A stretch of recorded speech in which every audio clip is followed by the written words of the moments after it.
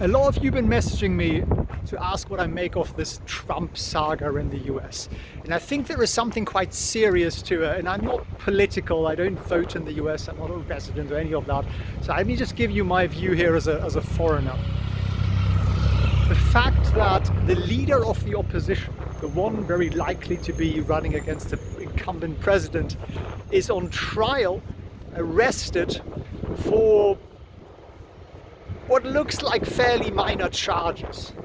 I'm not a US attorney, I'm an English lawyer in the past, but these charges, the way I understand it, would normally be handled with a fine. This would not be an imprisonable offense. In theory, yes, but in reality, never. And the fact that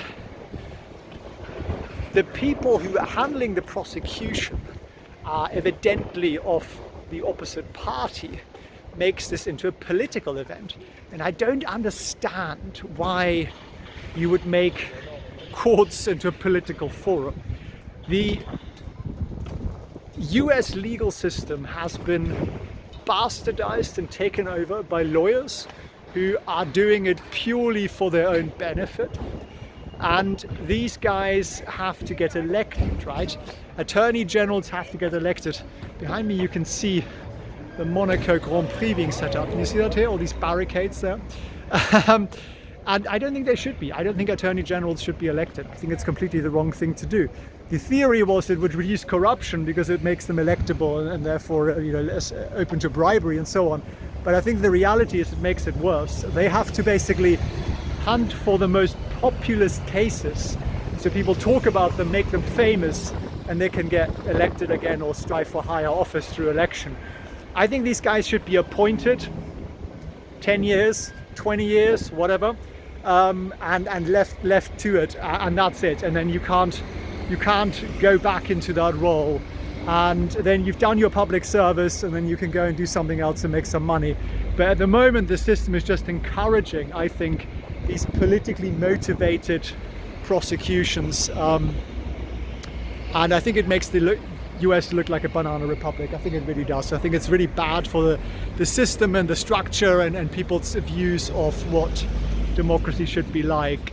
I also think it's bad for markets. I think financial markets don't want this kind of nonsense turmoil out there. Yeah, we've got pretty thick skins for it, but it doesn't instill much confidence into institutions, does it? When this kind of nonsense is likely to overshadow the election. And honestly, if this is in fact organized by people of the opposite party who want to put Trump out of, kick him out of the race, I think this will do the opposite. I think the man thrives under attention. I think the man wants it and likes it, and he's very, very, very good at being his own PR machine.